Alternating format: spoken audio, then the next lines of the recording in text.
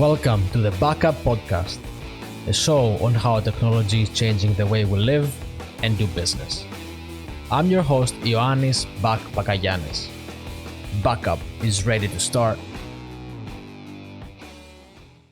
Hello. This is episode 6 of the Bak Up Podcast. Our guest in this episode is a research associate at Sheffield University Management School. He is a PhD holder from Sheffield University and has an incredible collection of publications with themes ranging from entrepreneurship to how institutions shape the entrepreneurial activity at different geographical levels.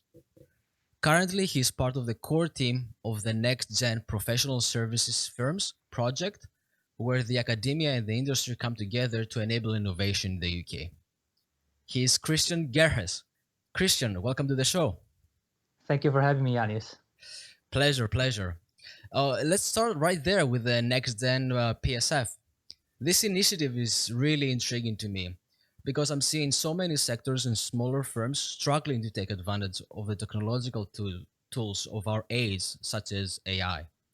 Could you explain what exactly is this initiative and what is its ultimate purpose? Yeah, of course. So just to give you a bit of background where it all started.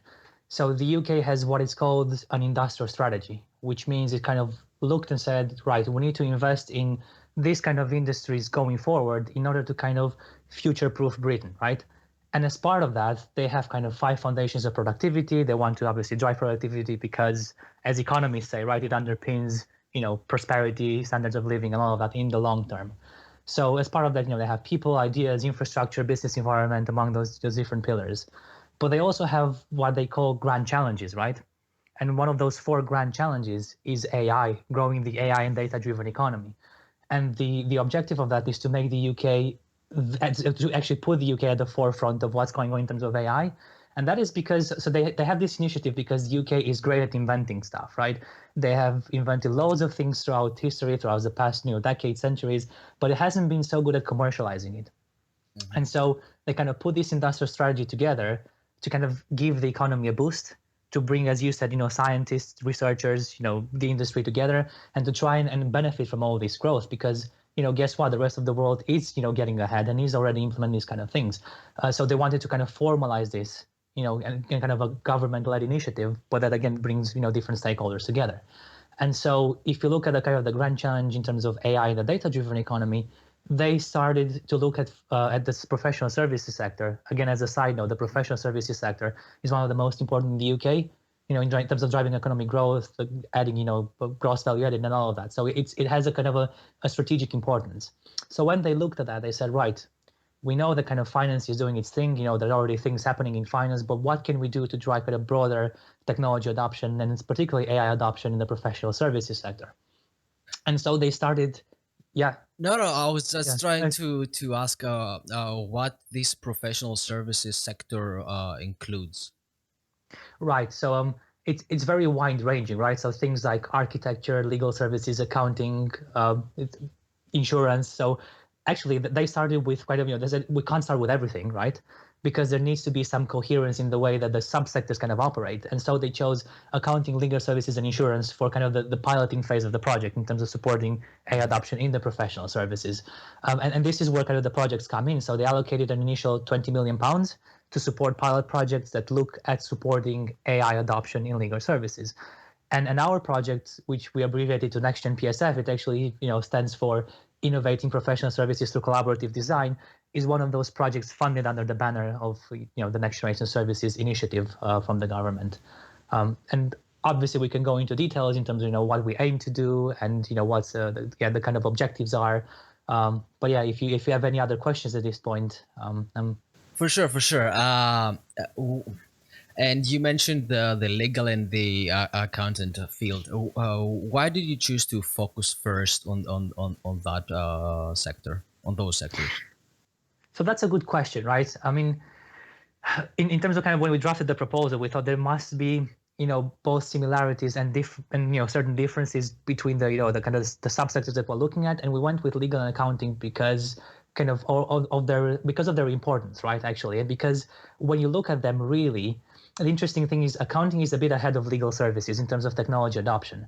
So you kind of you have greater digitalization, so to put in a broader sense, in the accounting sector compared to legal services. And we thought, right, there are really interesting lessons here to be learned across kind of both subsectors, but also kind of different differences to be looked at and to investigate why, for example, accounting is a bit ahead of legal services. So they presented two really interesting case studies. Now, going broader, looking at all three kind of subsectors is obviously, as you know, with any project, really challenging, and you have to kind of be mindful of the ability to deliver on that. So it was basically a call of going with one, two kind of sector stops, and yeah, we identified this as being really suitable for what we had in mind. The project, I can imagine it's a huge undertaking, and probably it's going to span through several years. That's my take from seeing it. Um, can you say in what phase is the project currently? Is there a roadmap, and what are the things that we should anticipate for? Sure. So with kind of any academic project, it's split into different work packages, work streams, right?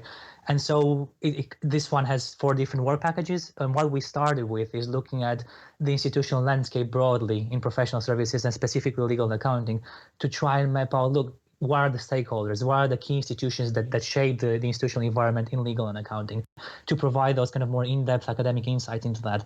And that went along with some kind of pilot interviews to kind of see what the main issues are and guide us to the kind of the next phases. The other phase was also conducting deep dives. We call them deep dives, in-depth interviews with legal services firms and accounting firms, to kind of try and look at in-depth case studies and see what are some of the more nuanced issues that we need to uncover to build a series of case studies and to be able to draw more in-depth lessons for what's going on in the sector and how to best support adoption. And then I think I would say that the key part, and I say the key part because it involves engagement with the industry, the key part is the design sprints. And this is a very innovative methodology of delivering and disseminating knowledge, because it tends to be practiced in the arts domain, so to speak. So we've partnered with the University of Arts London, and they, as partners, brought the kind of the design sprint methodology onto the project. And what that involves in very simple terms is actually sitting down with the firms. They come with a challenge to us, and we actually solve that challenge and create a solution during the design sprint. And that's organized also based on the traditional design sprint methodology. So you've seen things delivered by Google and all that, but also we've adapted it and inserted the academic insights into that. So we almost have like a series of mini lectures punctuated with activities that implement those academic insights during the actual design sprint, so as to kind of make it more robust and actually support from throughout the process in coming up with solutions. And we also deliver feedback. They get a chance to present on their solutions at the end of it. So that's very much where COVID actually caught us in the middle of delivering design sprints. We had the chance to deliver quite a few multi-firm sprints. So those are more like kind of taster sessions where you have a bunch of representatives from different law and accounting firms, bring them in the same room, and they work on a solution, or at least thinking about where AI might fit in their organization, trying to develop a solution. And we've also done a series of single firm sprints where we actually went to the firm's premises and kind of brought in people from different layers of the organization, different departments, and put them together to work on a solution. Now, as you can imagine, at the minute, there's been a bit of a delay because we had to talk to the funder and try to agree extensions and all of that, and try to get those approved, and actually trying to adapt the design sprint methodology for online delivery. And I think the challenge is it's one of those methodologies that doesn't really lend itself to online delivery as much as others do, because like one-to-one interviews, it's easy, right? We're talking over the internet now, we're having a chat via Skype, right? But with things that require in-person collaboration, it's so difficult to kind of virtualize that aspect that it's almost like we had to kind of reduce the length. For example, we had to rethink what is the desired outcome of our sprints, and almost like not reduce, tweak the expectations, right? Because you can't achieve the same thing online as you do in person. So yeah, that's pretty much it. I mean, the last phase of the project is obviously synthesizing, the findings, disseminating all of that, which is ongoing. I mean, that's been an ongoing thing ever since we did the first interviews and started to analyze the data and all of that. So yeah, that's where we are at the minute. So yeah, I can definitely feel the collaboration aspect right now is lacking because of the tooling actually that we don't have, uh, and I think that's why Zoom is valued that much right now, because they are people are expecting them to come up with those smart ways of doing something like a design sprint when you split teams into rooms and then chat with another and then have the interaction with the coordinator at the same time. I think it's gonna be hard to have some solution in the not so distant future, let's say. Yeah, yeah. But one of my questions, and you kind of answered it with the design sprints, which you're doing them right now. We already started them. So my question would be: are you helping firms right now, for example, with courses, design sprints, webinars, introductions to tools that they might be of interest to them? Or you're gathering the necessary information through interaction and then provide guidelines at the end of the project or whatsoever. So it's very much a combination of that, right? So we just kind of mentioned we do have a series of webinars that's ongoing at the minute to try and keep the conversation going and provide different insights from actually across the world. um, I can forward you the link obviously after we have a chat, and I it will will be put in the interesting, right? description. Yes. Excellent. So it is a combination of what you just described. So actually, we are very much helping firms, and we discovered this just by doing the design sprints, because one of the aspects that we were told is, look, guys, we don't really have the chance to sit down as a team and work on AI adoption. So this almost doesn't happen, right, in the likes of legal and accounting services, just because of the pressure and demands of the job. So actually, to think about AI adoption is not just, it's just, it's not a thing that the IT department has to do, and that's because it has implications across the organization. So you need people at all levels to be involved, because a technology like AI will affect people from the senior partner to the junior lawyer. And so you need that, and it's very difficult to kind of set that time aside. So by providing this kind of protective space almost, and time for them to come together and work on an AI solution or what they perceive to be desirable for their organization, while actually creating the time and space for them to at least start to think about these issues. And actually there's a really interesting insight that we got from the projects. The government is obviously pushing AI adoption, right? So the government very much want the firms to adopt the actual technology. But what we actually discovered by doing research and talking to the firms and to the design sprints is that you can't really talk about AI adoption, right? You have to talk about AI readiness. And that's because a lot of these firms, the vast majority of the firms that we've been in contact with, they're not really doing AI. They're not really adopting AI. They're kind of behind on the technology adoption scale very much, right? More so than other sectors. And so instead of kind of putting and asking them to straight away adopt AI, which would be probably too big a challenge, or too grand a challenge, to use the kind of the language, is how do you get them to adopt the sort of technologies that will enable them to eventually adopt AI. And so the thing that we're promoting at the minute is AI readiness. How do you make legal services, accounting services AI ready? How do you And define AI readiness?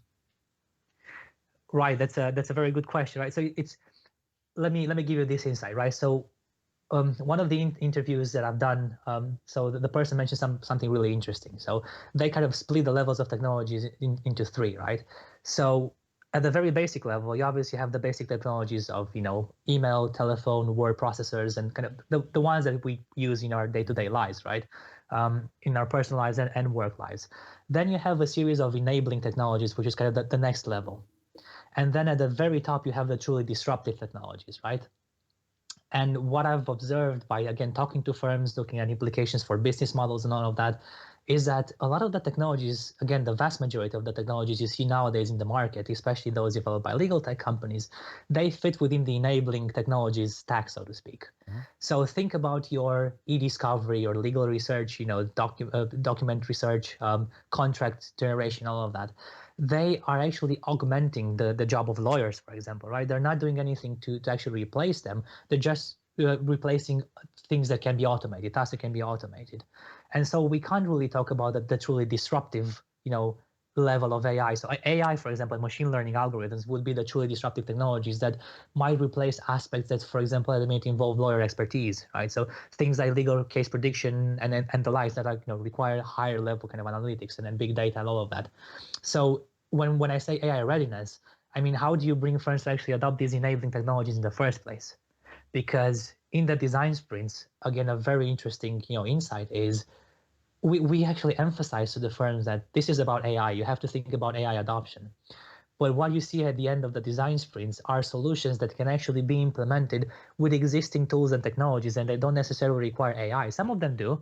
For some of them, there are aspects of AI, but actually, very broadly speaking, they are looking towards adopting, enabling technologies that enable them to do a better job. And so this is basically the goal that we want to achieve, right? How do you move kind of the sector towards adopting at least enabling technologies, which in the longer term, as again computing power increases, as we get into big data, as they kind of start to see and collect and see the value of data and collect data, they are actually enabled to apply machine learning algorithms and actually do basically true AI, as I call it. Yeah, the thing is that it, why I ask you this question about AI readiness is because I've seen it in many corporations here in North America. 2016, 17. I think Europe is lagging like 2, 3 years from North America right now, as from my experience. But what happened at that time? Everybody was hyping machine learning, AI. We need to get those solutions, especially the bigger corporations. And what they did was start hiring right away data scientists, data engineers, and cross-functional teams, which is great. But at the same time, they did not had the time to build that AI readiness, like the infrastructure, the tools, all those things that could enable data scientists and AI people to start building products on top of it. And what happened is many resources got lost in the process. They were not utilized. Not or not even not 100%, but not even like 30% from what I've seen. And there was like a vicious cycle that okay, we have the talent, but we don't have the infrastructure. No, but we have the infrastructure. The talent is not right, and it was it wasn't smooth. And you can imagine, like especially bigger corporations that they commit to certain technologies, they don't Yeah. really they're not really very flexible on changing that. Have you seen anything similar in the sectors that you're operating in? So just by listening what you were describing, yeah, I don't think that anyone has really properly thought this through, which is why again the UK government is putting money into research to try and find where are the actual barriers. And so we haven't seen issues so much in terms of infrastructure, but one thing I would like to talk about is the aspect of social norms, and this is where the value of social sciences comes in, and this is why we as social sciences are really well placed to look at these kind of issues, because people assume that technology is just going to be adopted, right? Hmm. They don't often think about the human element, the people element. Like, you cannot adopt technology if people don't accept it and if they don't want to use it, right? And so, I mean, we have someone on our team, our kind of social norms expert, social scientist, social norms Hmm. expert, my colleague Carlos. So I hope that I'm explaining this kind of aspect really well. So he's probably a much better place to explain this. But if you think about social norms, right, they basically tell you what people expect and what is generally accepted, right? So in terms of these projects particularly, and legal service, I would say in particular, because it's within legal services we're seeing this almost resistance to change, right? And so again, it's not very much the infrastructure and then the kind of the processes that aren't necessarily in place. It's the people aspect. So legal services is in particular, they're very conservative in nature. They've been established for hundreds of years. They have very established ways of working, and so it's very difficult to change that. People often overlook that culture is powerful, right? I remember a really interesting quote from a paper that I read: culture is not destiny. I very much agree with that, but do not overlook the fact that it might take years if not decades to change culture. And that's especially true in entrepreneurship, and we're seeing this now in legal services as well. So when you've had people for generations working in the same established way, the same kind of partnership structure, the same processes, it's very difficult to all of a sudden come and disrupt that. And so two particularly important aspects here are aspects related to social norms, right? So there's part of social norms, you have what's called empirical expectations, which is what you expect a certain part of the population to behave like. So let's say you expect people to adopt AI, right? But then you also have normative expectations, which is what you think other people think is acceptable to do. And so if you apply this to AI, you may think, yeah, I expect, for example, my colleagues to adopt AI, and I expect this to be normalized behavior. But then I may also think that my colleagues don't think that I should think that I should adopt AI. It's very complicated, but like if that makes sense, right? And so others' opinions come to influence you because you have these things called sanctions. So peer pressure to do or not to do something, or social sanctions to do or not to do something. And so in particular, we found that the attitudes of team leaders are really important here. So let's say if the team leader in the legal services firm, or if the senior partner of them, the kind of the managing partner, doesn't think that adopting AI is the way to go because they're very entrenched in their ways of working, then any kind of initiative starting from the bottom will not be supported, or it might even be stifled because people think, right, the boss doesn't think that we should adopt AI, or our kind of team leader doesn't think that we should adopt AI, and so it stops pretty much there, and you end up with what has been called in one of our serious webinar, in one of our the recent webinars, is herd behavior. So you have an entire sector behaving in a certain way because they expect everyone else to adopt or not to adopt AI. And in this case, it's pretty much to kind of, not adopt AI and think that you have the power to not adopt AI. And a critical thing that comes into play here is when you have big legal services firms making so much money from the ways that they're already working, what is the incentive for them to change, right? Why should they change? Because it works for them, right? If it ain't broke, don't fix it. Pretty much, that's probably the norm in legal services. Yeah, I think the Blockbuster thought that at some point, and then Netflix came. Uh, the, I feel I completely understand what you're talking, and I wanted to dive deeply a bit. Uh, my experience with lawyers are uh, these non-tech savvy people, usually older, because it takes so much time for them to get their degrees and get their licensing, and then start building a brand, and then starting working, getting some money. When you're a junior lawyer in a firm, I don't think you have much power to say what we're gonna do in the next couple of years, or how we're gonna adopt new technologies. And do you see that the demographic of a sector plays any part into the adoption of certain technologies? Yeah, absolutely. So, I mean, we aren't doing any kind of statistical analysis, so we can't say with 100% certainty, age or the generation from which you are part plays a definitely plays a role in AI adoption. But what we're seeing, and this is especially through the interviews and the deep dives that we've done, is that the younger generation is much more tech savvy. So, for a younger lawyer, accountant to adopt technology, AI isn't that much that big of a deal.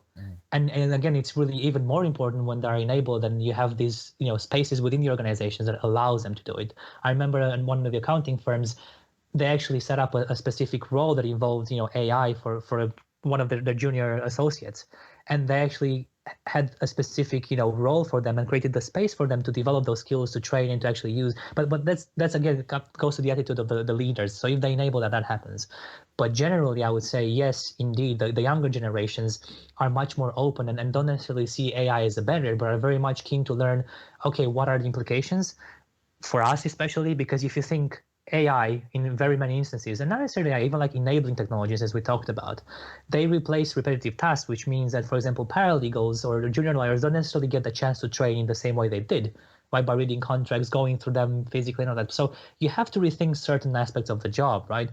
That's why we have talks about the future of work and the implications for different roles and how they might, be redeployed, rethought, redesigned, and so on. But at the same time, they're willing to learn to use those technologies. So they're very much aware of the limitations, they're very much aware of the barriers, but they think, okay, how do I adapt? How do I adapt to actually, maybe craft a new role for myself? Or how do I learn to use this technology to augment my work? And obviously, like with anything else or with any job, there will be challenges in rethinking, redesigning those jobs. So again, things like on-the-job training. How do you rethink that so that a junior person actually learns the basic skills, the fundamental skills that basically define what being a lawyer is, and teach you that the skills that you need to, for example, go in court or whatever it is that you need to do in terms of higher level competencies. but also how do you again not waste their time, so to speak, on repetitive tasks that can be automated and be completed in a few seconds or minutes by AI, but actually allow them to work on the on really adding value to their clients and adding value to the firm. Yeah, So yeah, that makes total sense. Um, Switching gears into a bigger picture question, are you right now collaborating with existing firms or startups are also welcome? If both, what's the ratio of collaborations, and are there any key differences on how they approach or you approach the project and tech in general? that's a very good question. So primarily we focus on mid-sized accounting and legal services, and the reason why we focus on the mid-sized, so the existing market, right, the established firms, is that so the mid-sized firms are kind of those that are caught in the middle. We call them the squeeze middle, because you have the ones at the top which have the money, the resources, and the power to play with AI, to kind of test and experiment all of that, and you have the ones at the bottom like just don't have the resources to buy the software and to get to experiment with AI. So the ones in the middle are kind of the ones that probably need most of the support if they are not to kind of disappear in the longer term. This is what we identify. They are kind of the most exposed to disruption when it comes to AI. So we are working with a number of middle-sized firms. The way we define middle size is different than your kind of usual small and medium enterprise, less than 250 employees definition, so to speak. We looked at the kind of the turnover of the different of the firms in the legal services market, and we said, right, it must be between 50 million and 250 million, and that might not seem to you like a middle-sized firm, but it's if you look at the very top, you're talking about billions in terms of revenue. And so you don't really want to exclude those who are, yes, maybe generating 200 million pounds, and you think, yeah, that's quite a lot. But actually, when you look at the entire market, they're really in that middle sector, middle segment that's still very much exposed, right? And so we've been working with those so far. We haven't had that much engagement with kind of legal tech companies, or what you would call alternative legal service providers, the ones who are kind of being enabled by legislation to to be creative and to create AI tools for the legal market. And that's something that we're looking to to engage with going forward. So if if you know anyone who's willing to engage with us, or we're more than open to do that. One thing also worth Actually, I mentioning do. is that that's great. Yeah, please. If they're open to to have a chat with us, we're more than happy to talk to them. But there's actually at the same time there's a series of spin-off projects from this kind of main next generation services project, and they kind of are under our umbrella. And they look, for example, at incubation, right? So this is specifically looking at legal startups. Hmm. So what we want to see is how does the type of incubation impact the legal tech startup, the legal the firm actually. So you have different types, right? You have government funded incubators, and how does that play into it, right? You have firm funded incubators. So for example, I don't know if you're aware about Mishcon de Rea's MDR lab in London. No, I'm not So aware. Mishcon have actually created an incubator within their own firm to incubate the next generation of legal tech services.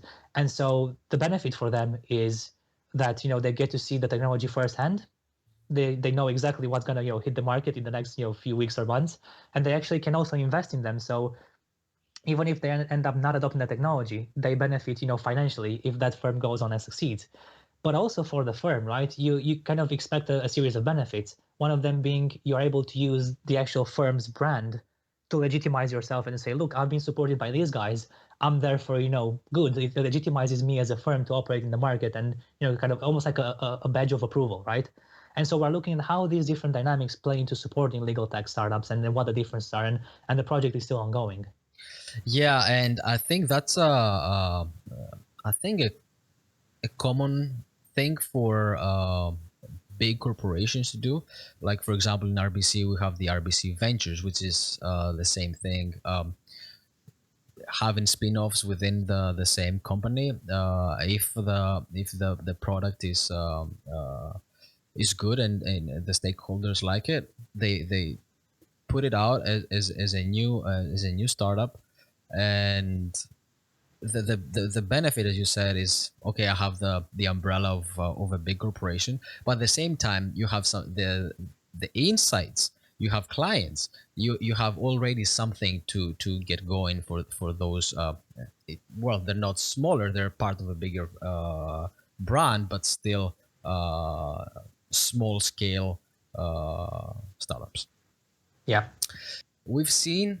many AI startups succeed, where bigger and mid and bigger corporations struggle because they're starting with a clean sheet, like they don't have technologies or habits that pre-existed, and they went on forever. As you said, like if something is not broken, why fix it? I'm making a lot of money right now as I'm doing. So these startups, because they had to do something different, and they wanted to like rapidly innovate, they became successful on adopting AI into the products, and then market themselves better than the actual the bigger corporation counterparts that exist into the field. Have you seen any such thing with in the legal sector in the UK? You mean pure alternative legal service providers? Yes. Yes, and I remember doing an interview with one of them. So they were catering to the SME market, the small and medium-sized enterprises, and basically just bypassing the law firm. And this is where the dynamic really gets interesting, because on the one hand, you have alternative legal service providers selling to the actual law firms. And actually, the law firm is a buyer, but also an intermediary in the use of technology. And so they buy the product from the legal tech startup, they use it, and almost like we use it on behalf of the client to deliver outcomes for the client. But you also have legal tech providers as the one that one of the ones that I've interviewed that are completely bypassing the law firm. So the law firm disappears from the picture as the intermediary. They go directly to the SME and say, look, we can do this contract generation for you. You don't need to go to your lawyer. Maybe you need your lawyer to kind of have a look at it and kind of put that badge of approval and say, yeah, everything is fine. But the activity of the intermediary is very much reduced or completely eliminated. And so this is where the dynamic is really gets interesting, because there is, I would say, the risk, especially for mid-sized firms, that they disappear from the picture, because again currently they are very much intermediaries when it comes to technology. Because if you can get pure startups, as you said, in the legal tech sector that does the same thing, that provides the technology to the market, where do you add value as a law firm? And this is where things start to get complicated. And I would actually Yeah. like to take the discussion into a new direction where it has to do with business models. So Before we go there, because we've seen in the setting that you're describing right now, but in different sectors, the pure tech startups at some point like replaced the old model, replaced like the norm. Are you seeing something, a trend that it's gonna happen in the legal or accounting sector, that the pure tech startups are gonna start replacing firms in general? it's certainly a possibility. What I think that depends on is, market appetite for that, and consumer openness to do that, because we've seen, so the consumers of legal tech services are becoming increasingly tech savvy. So they are exerting pressure on the legal firms to adopt technology themselves. They don't just accept that they're gonna charge them, they're gonna bill them a certain number of hours anymore. They know that technology can do things more efficiently, and this is again one of the key points, right? So legal services firms make money because they are selling inefficiency. So that they are charging, their incentive is to charge you a certain number of hours, right? But when you get the technology that does things in a few seconds or minutes, that's completely out the window, which again goes back to the idea of how do you rethink the economic models and the business models. But yeah, it is a very real possibility that this might happen. And I think an even more important question is, what does the legal services firm of the future look like in a digitalized world, right? Mm-hmm. That's one of the key questions that I remember was mentioned by one of the most innovative legal services firms in the UK, and that's why they're working towards. Can we, for example, still be a full service legal services firm and provide and be everything to everyone?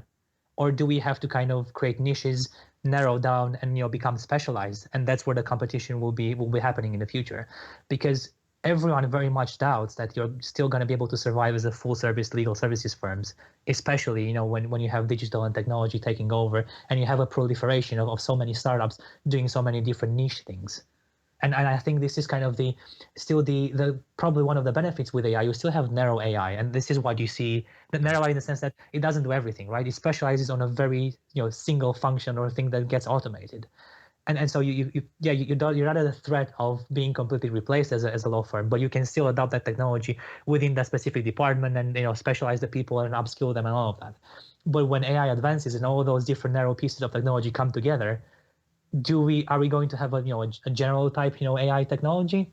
And if that's the case, what's going to happen with the actual law firm, and how will they have to rethink their structure and the way they operate in order to survive? I think that's one of the key questions. Yeah, that's it, I think that's a common question in many fields, like how the landscape is going to look like in 5 or 10 years, since we're rapidly going towards that direction.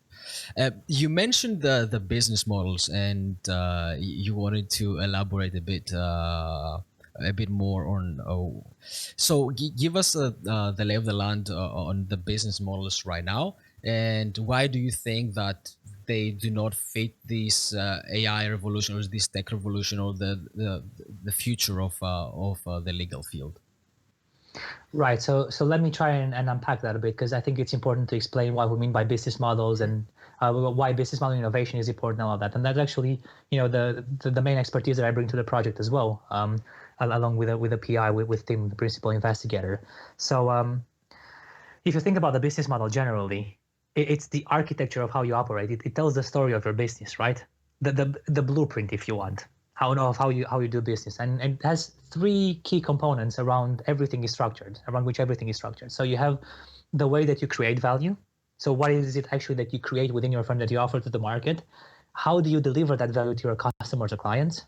And how do you capture value back through revenues within your organization? So create, deliver, and capture value. Very simple, right? And so based on that, we created a tool developed in conjunction with an organization called the Innovation Caucus, which is funded by the UK's innovation agency, Innovate UK. I was actually part of that from the beginning, and it was fascinating to see how we developed throughout time. But so what we said is, around these three key components, how can you create a tool that doesn't just help firms to understand their own business models, but also helps them to innovate? And so we kind of split the tools into three different dimensions, which is one, the offering. Again, what is it that you offer to the market? The experience, and that we split into different sub-dimensions. So what are the channels that you use to interact with your customers? Is it offline? Is it online? And here you will have challenges, especially in the current context. How do you make it virtual? How do you operationalize that in a world where you have social distancing, right? So plenty of options to innovate in the experience kind of dimension of the business model. And then you have the configuration. So how are you structured to make money? And you have sub-dimensions like, what transactions do you carry out with your customers? Are they kind of in person? Can you do that online? What are your partners? What's your partner network? Whom do you actually cooperate with? And how much do you depend on them, right? These are questions to think about when you think about the configuration. And what's your revenue model? And this, I'm going to start from here, right? The revenue model. Because if there's one key issue with legal services, it's the billable hours model, right? So again, Yeah, it's like yes, printing money. exactly. Yeah, exactly. So they make money again based on inefficiencies, right? That they know that they have to bill a certain number of hours, and so that's their incentive. But again, when that disappears, what do you do? Because you have legal services firms generally, the predominant model is the LLP, the partnership model, right? Where you have partners at the top and then junior lawyers at the bottom doing kind of charging for work, obviously lower rates and all of that. But when that disappears, when you don't need the junior lawyers to do tasks that have been automated and replaced by machine learning, AI, or just simply automation, how do you rethink that model to stay profitable? And actually, someone we were collaborating with on the project has published a report saying that basically one of the big four, so the big four accounting firms, right, are at risk of going bankrupt by 2025. And that's because in accounting, for example, and that's grounded in the data over the past few years. That's because in accounting, the margins are getting slimmer and slimmer. And so you see this trend of lower and lower margins, and now don't just get AI, you have COVID-19, which is actually accelerating the Accelerator, adoption of. yes, it's an accelerator. Exactly. And so the date may even be brought forward when you think about what might happen to one of the big four. And that's because the market is it's limited, right? Someone will have to go if competition is increased. If you get from below, so to speak, again, a proliferation of legal tech startups that are taking bits of the market, like they're kind of bound to do something, to either adapt or there's this saying, adapt or perish. So it's very real a threat that one of the big four accounting firms in the UK will go bankrupt if they don't do something to pivot, to adapt, and to kind of to use the AI technology to their advantage, and do everything kind of possible by using the technology to survive and thrive in the new times. And so if you think that the big four, the kind of the top innovative firms are at risk, think about the ones in the middle or the ones at the bottom, right? Yeah. So, for example, what some of the people I've spoken with said, in terms of scenarios, because no one actually knows what's going to happen. So you might have, for example, a lot of consolidation at the top. So you'll end up with legal supermarkets, so to speak, huge, legal services firms who are using efficiencies, economies of scale, all of that to kind of to dominate the market. And you won't have a middle. You'll have what you call mom and pop shops, legal boutiques that are kind of very niche and specialized and offering very specialized services to their clients that maybe the bigger ones aren't so agile or aren't simply interested in offering. And so there's different things that might happen, which is why again we're interested in a kind of the middle bit and see how can we what can we do to support their adoption. But so going back to the idea of the business model, right? As I mean, as in the paper that I sent you, as we kind of argue, is that business model innovation is one of the key things that needs to happen in legal services if firms are to adopt, right? So put aside, the fact that they're kind of resisting, they're more able to resist because of the kind of the premiums they're commanding and the cohesion of the service and the social norms and all that. If we put that aside, if the AI revolution needs to happen in legal services, you really need to innovate the business models. Because again, if you take the billable hours model, you need to rethink pretty much everything else, right? The services that you're going to offer are going to be different because they are going to have technology and AI integrated or fundamentally integrated within them. But then how do you redeploy those skills that are being replaced by AI, right? You have to think, how do you retrain your workforce? How do you retrain the people? How do you rethink careers? So a junior lawyer that comes in, what is the actual path that they're going to go through? What are the actual right promotion possibilities? Where do they want to get? Do they want to still make senior partner? Are we even going to talk about partners? Or are we going to introduce the C-suite in legal services as well? And some of the companies are actually being floated on the market, right? So just last year, I think there was the biggest uh, legal services firm going public, DWF. They went public and had their initial public offering. So we are seeing firms trying to move away from the LLP model and trying to experiment with alternative models. But I think going forward, they would need a fundamental rethinking of the way they operate.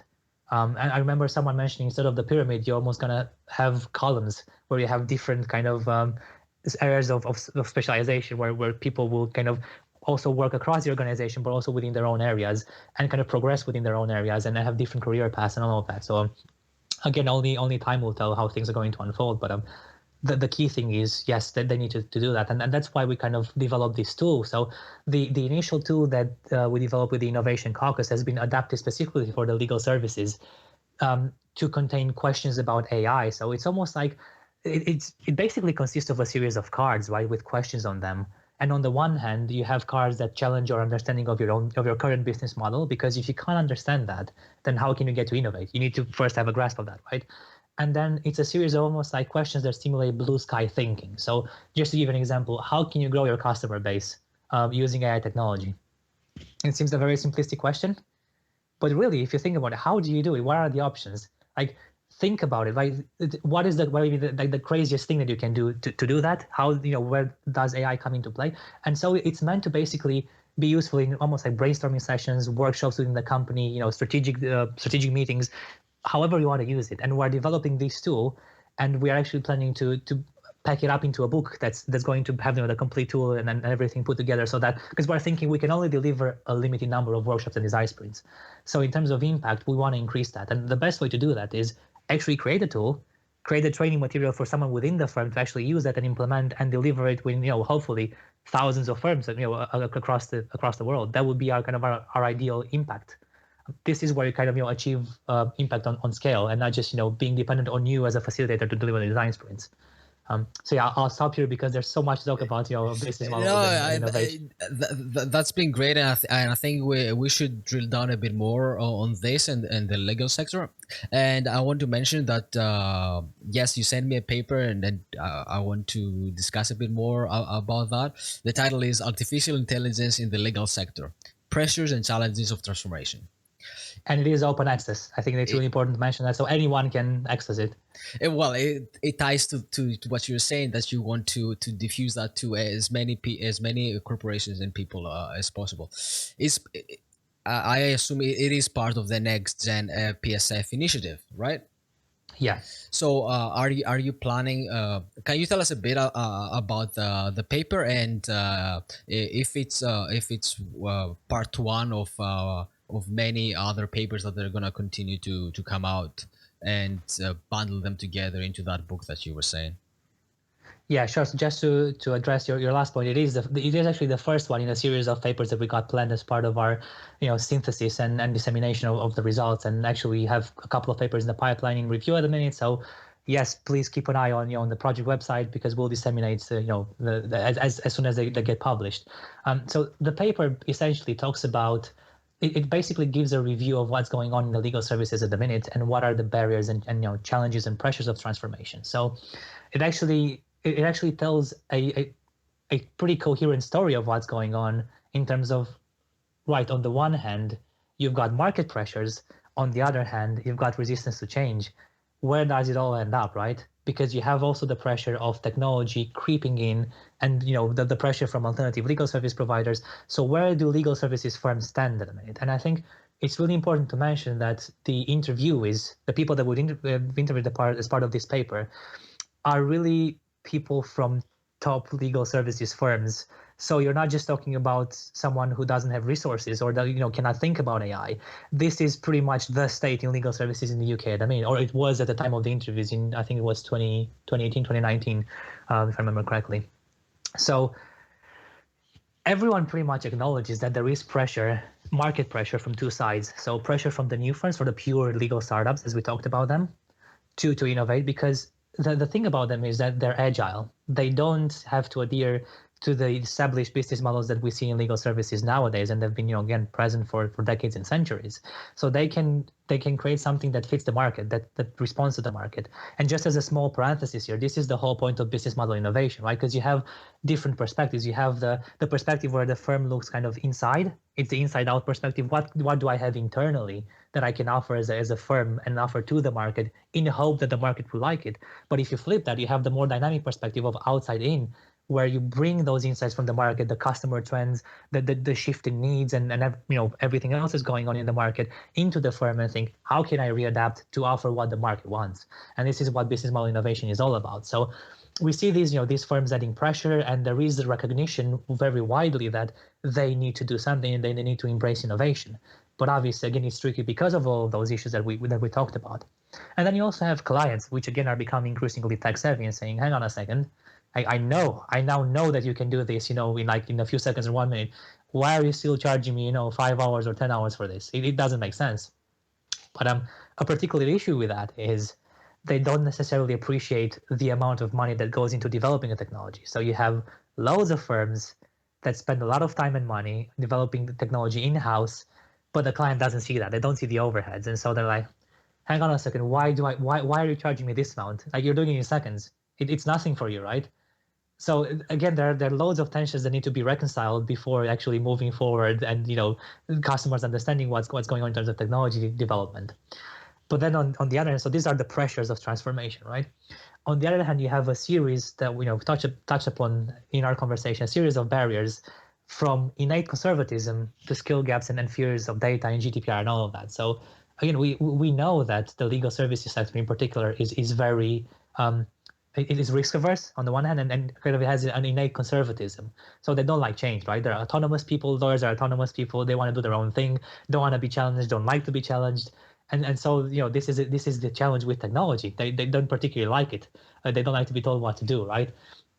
And so that you have that on the one hand, but you also have the structures that we touched upon, and which the paper kind of details and basically says, right, when you talk about technology adoption, you have to go to the top, to the senior partners, to the managing director, and it almost becomes a political game in many firms, where they're like, yeah, everyone has to be on board, right? Everyone has to agree to that, and if they don't, it doesn't really happen. And so in terms of the business model as well, an aspect that I think is also worth mentioning in particular with regard to structure is the way that law firms operate. A lot of them don't necessarily have the cash for the next month in terms of operating capital. And I know it's crazy to think about that. So like they're very cash intensive, but also at the end of every year, the partners take pretty much all the money. This is how they operate. And so when you think about the demands of a technology like AI and the diffusion of AI and then the needs to adopt it, if you take all the cash at the end of the year, where is the cash for investment?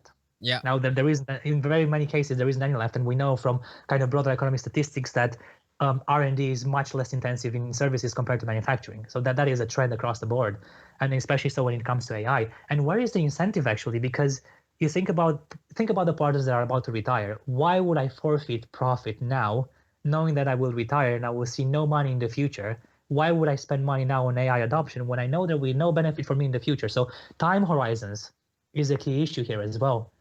So how do you overcome that? You might think. Well, there's no simple answer, right? Other than the timeline, and you touched it very briefly on how to increase my client base, like how I'm gonna get client acquisition in for my legal firm. uh, how I think about it is very simplistic. It's like lawyers are like doctors. I want the best one that I can get that my money can buy. That's my Yeah, very yeah. simplistic thinking. Um, how do you think on that reasoning? Like, what do you think would be the impact of AI on providing better service for the customer to allure them to create this need for that particular technology? Right. So I think first of all, there are some aspects of legal services that will not change, at least not in the near term, in the medium term, or the medium term, and that's because people, as you said, value that relationship. Get me the best lawyer that you have, right? People almost like pay for that assurance that whoever it is that they're getting is going to deliver and do the job and deliver the desired outcome. So as long as people will trust people more than technology, the kind of the top aspects of legal service delivery, that human relationship and interaction will not change, right? And you see this, right? Even like with IBM Watson, I remember that they had issues, right? Because people, even in the face of statistical results that are saying the AI is going to deliver a far more optimal result than the human being, they still trust the human being, and there's absolutely nothing wrong with that, right? We developed as humans to trust each other, right? And to kind of to interact with each other. So we depend on that. Social interaction is that the fundamental of our is fundamental to our society, right?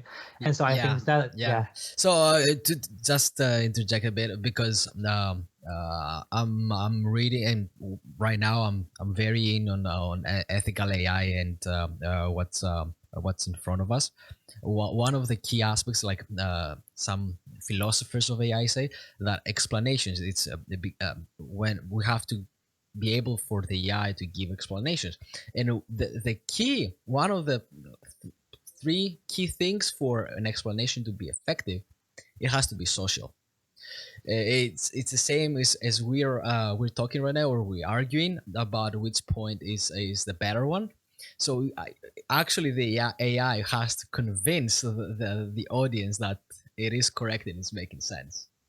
Yeah, very much. Yeah. So, um, yeah, to address that, I can draw probably a bit on the project that I've worked on in Canada, and For sure. Pavlos talked about extensively. So, where we looked at the kind of the AI ecosystem and where AI is going and what the challenges are, and actually we have a paper review at the minute, and I think Pavlos mentioned that, right?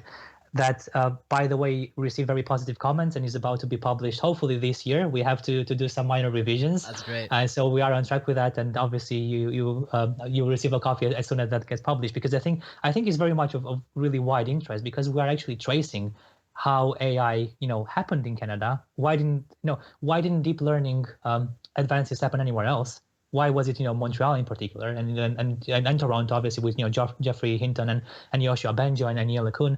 So why did it happen here and not anywhere else, and where is it going? And you mentioned this need to convince people, right? So if you look at so I'm gonna cut a lot of the story, obviously, but if you look at where we are at the minute, we are very much at a stage of entrepreneurial experimentation, right? So you have the knowledge that's created, that's ongoing, that's already kind of been translated into different applications. So at the minute, you have a lot of hype and experimentation going on in how you apply actually that knowledge into practice to develop solutions that the market wants.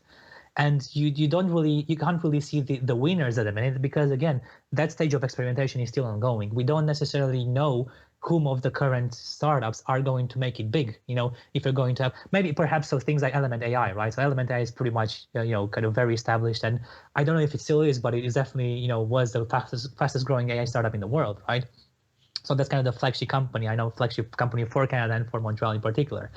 But yeah, you don't know if they're gonna make it. And what we kind of argued in our paper is that, look, the aspect of social legitimation is really important, because the technology will not advance unless people really trust that the technology is ethical, as you said, is not biased, doesn't discriminate against people based on a certain range of variables. And I think it's a very difficult thing to overcome, right? And that's why you kind of see all the ethical movements, especially in Canada. And I think Canada has very well positioned itself as not only a kind of a global hub for AI, but an ethical global hub for AI. So we see the Observatory for AI Ethics. We see the kind of the global partnership on AI and everything that happens around that. And that's not to say that other countries aren't ethical. It's just that Canada has kind of made this kind of first ethics or human first approach, has taken this human first approach to AI. That's going to try to say to people, look, whatever we're going to develop, we vouch by these principles. We vouch by the fact that we're going to be ethical and respect all those kind of principles, and including the stuff around the Montreal Declaration for responsible AI and all of that. So that it will be absolutely key. And I remember reading an article on BBC News where Yoshua Benjo was saying that movies like The Terminator doesn't do AI justice or any good, because people think that there is a real threat, and there is a real threat, but the real threat is perhaps not the kind of the Terminators that you see in the movies. The real threat is to jobs and into the future of our society, and how we rethink our role within society when a big part of what we're doing as humans is going to be replaced by technology. Actually, that's a very big question. I would say that we have to do a better job about ethics in AI. We're just in the start. Uh, but this is a rabbit hole that we could talk for hours and hours, because it's so new, it's so complex, and it has not only the machine aspect, it has the social aspect and the human aspect, as you mentioned. uh, on the other hand, though, like, a common denominator of AI solutions is the extreme personalization and customization in the solutions. For example, like personal assistance, personalized recommendations, and so on and so on. You can go to Netflix and check all those out. And I'm gonna play devil's advocate here.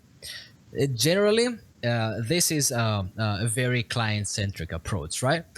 But since a lawyer is already a human capable of handling, like, each case is unique and giving that personalization to the person, what would be the any possible effects, positive effects of the AI on that part? That's again a really good question. So as I said, I personally don't think that the human aspect will disappear from this. I think where AI can really and should really add value is in terms of augmenting our work. I don't think anyone wants to see people disappear from the equation. In the end, what is the point of that, right? I personally don't believe that you should look to replace people, but augment their work. And so if you look, and to be frank, like, if you ask people if they want to spend 10 hours reviewing contracts or 1 hour doing high level, critical work for their clients that really adds value, it's very easy to think, what they will say and what option they prefer. I don't think anyone enjoys, spending hours and working, till midnight to kind of to do repetitive tasks, right? That isn't the purpose of, or we shouldn't at least aspire to continue to do that. So that's something that, AI can definitely replace. But I think it will be key to kind of redeploy people and their skills to areas where they can really add value, where they can look at a kind of a report that maybe the AI might spit after doing something, after doing the data analysis, and interpret that. Because at the minute, at least, AI isn't necessarily capable of understanding humans and human interactions. So we will very much perform the critical kind of missing link in that part. So AI is very good at analyzing the data objectively, but we still operate in a human world, fortunately, and hopefully this will continue, right? So we will need to apply strategies that involve human participants and human beings, So the social element will not go away as long as business is conducted between people. That will be absolutely, absolutely critical. And so, yeah, technology, in my opinion, and I think again, hopefully, will augment our work while replacing the more mundane and repetitive tasks that we do, so that we can focus on what really interests us and what's really rewarding. Because again, if you ask someone, what did you enjoy most? Did you enjoy spending 20 hours, on paperwork, or did you actually enjoy going to court and winning that case based on, the kind of the few minutes of analysis that the AI did for you? And maybe I'm kind of, reducing that too much, or that's a more extreme example. But yeah, it's easy to see that, we will focus on the kind of higher value added activities in the future. When I was asking that, I had mostly in my mind like new kind of services. For example, like you're with a law firm and you have a case, and usually some cases like last for months or years. Uh, maybe and maybe the technology, not even AI, just technology in general. Like maybe there was like an assistant, like a digital assistant of the lawyer that you can go into as an application, and please give me an update on my case. Is there anything new that happened between last time I logged in and this time that I logged in, and then give like a feeling that you're being served better than before, when you had to like book an appointment, go in, the person charge you for that kind of visit, and then go on with their lives. That's really a very good point, and we've actually seen that happening throughout the design sprint. So I think so. At least the firms that we've interacted with and engaged with, they are starting to rethink their client the client interaction points. Because as you said, you have to book an appointment. There are multiple touch points, and they charge you for that, right? And so they are aware that they can't continue to do that, or ideally, cannot continue to do that because they want to become more efficient. And so you're not kind of wasting valuable time where you can add again higher value to your activities. And actually, a lot of the solutions that the firms that we worked with, developed are around, rethinking those client touch points, trying to how can they reduce the number? And a lot of them involve bots, for example. So instead of actually interacting with a lawyer and trying to figure out what you need, you go on a website on the platform and you kind of input your question, and the bot directs you to the website. And then if that question isn't obviously answered by whatever is available on the website, you then contact the lawyer.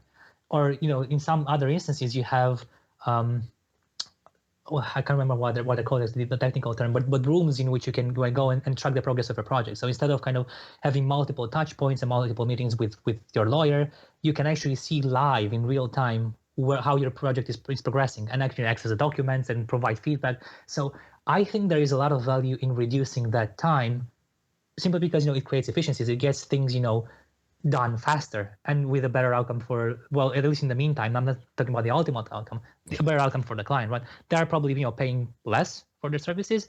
Lawyers are able to take on more cases, so it kind of balances out, if you want, kind of in the middle. And so absolutely, that's one of the key areas that actually they are looking to disrupt themselves, if I can put it in this way, because they realize that that time can be redeployed towards better activities and more value-adding activities for the clients. Yeah, and I think this whole effort promotes transparency too, through the whole process for the client to see, and client satisfaction at the same time, because they feel more valued, since they know that somebody's working on their case at any moment. Yeah, just to kind of add a small thing to that. So if so some of the firms are actually looking, in terms of disrupting themselves, to also provide some free services on their website. So if you think about what the lawyers made money on up to this point, or up to the point of AI, kind of beginning of AI diffusion, they very much made money based on the knowledge that they had, the knowledge, the tacit knowledge, right? What they learned and how they developed as professionals. Whereas nowadays, this knowledge is very much disseminated across the internet. You can access that as a firm, right? So you're not why would you continue to pay for the knowledge that's free at the minute, right? You can access it on various websites. So even like as a business, you don't need to immediately go to your lawyer to solve a minor issue. So what actually a lot of them are planning to do is put that information on their websites through those kind of digital assistants and bots, direct people to what they want and provide those kind of lower level services for free, in hope, that if they have a kind of a bigger issue that needs to be solved by actually, a lawyer, they will come to them with those more complex issues, as opposed to kind of solving something that, maybe requires the understanding of a legal definition of something in order to know how you can act and how you can progress and action as a business. So it's really interesting to see that, because they're diverting away from lower level, lower value activities. Yeah, and we will. I'm certain that we will see more in the future. And another thing that I had in my mind, and you kind of touched upon it, and I think we should dive a bit deeper. Is lawmaking prohibiting AI to penetrate such a field? Wow, that's a big question. Um, so Because you what do you mentioned mean? GDPR at some point, and Yes. I think GDPR is a step towards the right direction. Yeah. Generally in Europe, in protecting our data and our privacy, and I believe our data should be ours, no matter what. Like, uh, I'm very critical of Facebook on how they're handling our data. At the end of the day, they're making products out of their data. We should get paid for letting them use our data. But our laws, again, to reiterate the question, prohibiting any AI infiltration. Right. That's a really interesting question. So I obviously GDPR is limiting a lot of what the firms can do with that, and we mentioned this briefly in our paper. It's almost like the add-on challenge to all of the other issues, the social and the business model and the market pressures. Um, but I wouldn't say that's necessarily the biggest challenge. So yes, of course, you need to be aware of that. You can't just use people's data, as you said, for free. You have to abide by GDPR rules. But I think one of the trickier issues is that law firms don't really capture their data. They have a wealth of data. They sit on a wealth of data, but they don't really capture that. And when you add that to the fact that you have a lot of unstructured data, and so how do you filter through that, and how do you organize that? How do you structure it for an AI to digest that? And again, on top of that, you add the issue of interpretation, because law is open to interpretation, at least common law. You end up with a conundrum that almost like, yeah, in this kind of context, it's almost like GDPR doesn't matter as much. It matters, but like you have to get to the point where GDPR really matters and becomes an issue. So how do you get to that point? And then a lot of the firms are generally aware that they cannot just do whatever they want with that. And I just remember now, since we're talking about this issue of GDPR, I'm involved in a different project with a firm called Engine B, which is basically looking to disrupt the professional services by providing an open access, open data platform that links firms and customers.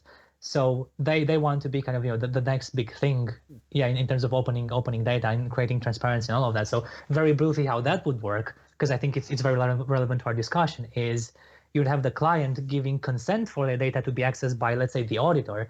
The auditor will access the client data through the platform, and so it's all transparent. Everybody knows what's going on. The client can track what's going on. And obviously, the firm kind of, makes a very probably a small profit, or not. It depends, because they haven't kind of, settled on how they're going to operate at the minute, based on that, based on the use of the platform, right? But that's revolutionary in the sense that if you think about accounting, you have this kind of auditor rotation rules and rules in place. So you have to change auditors every few years, right? So what do you do? So let's say you develop as an audit firm, you develop the technology in-house, right? What do you do, and what does your client do when you go away, when someone else comes in and they come with their own solutions and their own technology? How do you reconcile that? That's a big pain, right? That's a big pain at the minute. And so by going towards open data, sharing, transparency, all of that, I think that's one of the steps forward. And there are things happening in the industry. I think that it's buzzing at the minute, and over the next few years we're going to kind of see increasingly this kind of open data, open innovation solutions. I think you might, because what you were describing right now, remind me of medical records right away.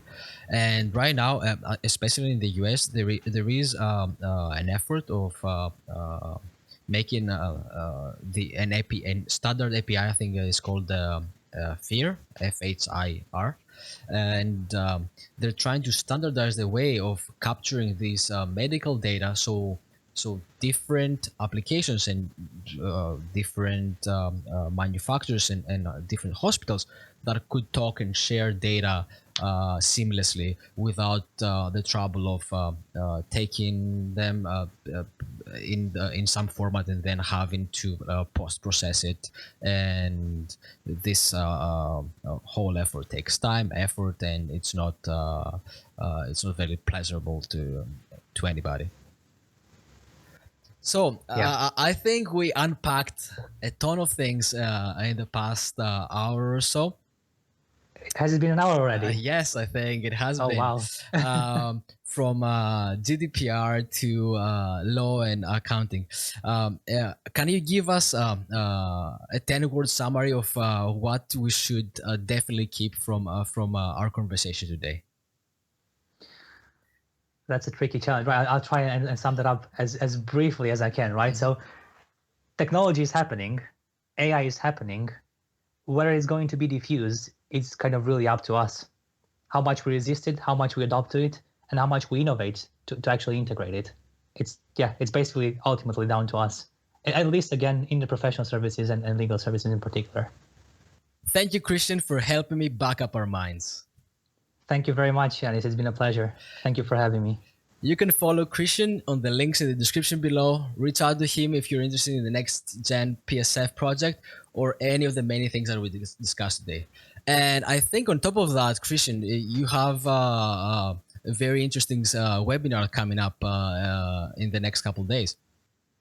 Yeah, so we try to keep the conversation going, kind of despite COVID-19, despite the kind of the social distancing. We want to bring people together, and that's being done in conjunction with the Knowledge Transfer Network AI for Services, part of it. So next week in particular, on the 25th of June, we have a webinar on international perspectives of AI adoption in professional services. So I think that would be of real interest because we can actually see, we'll bring people together from across the world to actually talk about what's going on in different parts of the world and potentially how COVID-19 has affected AI adoption. The other in July, we're going to have people talk about the realities of adopting AI in mid-tier firms specifically, and I know that we're going to have over the summer someone from Ryerson University actually talking about this. So this will be definitely of interest to your Canadian audience. That sounds amazing. Thanks again. Thank you very much. A pleasure.